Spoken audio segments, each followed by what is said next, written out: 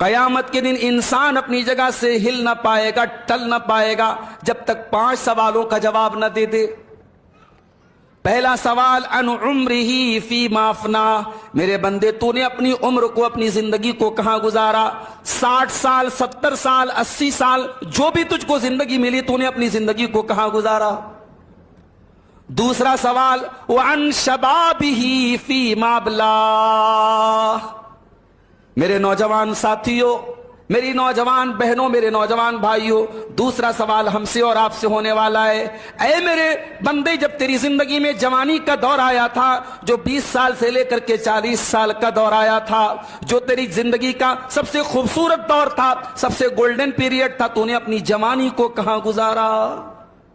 गौर कीजिए, सारी जिंदगी का हिसाब अलग हो रहा है, जवानी का अलग हो रहा है। यह है जवानी की अहमियत अल्लाह की नजर में।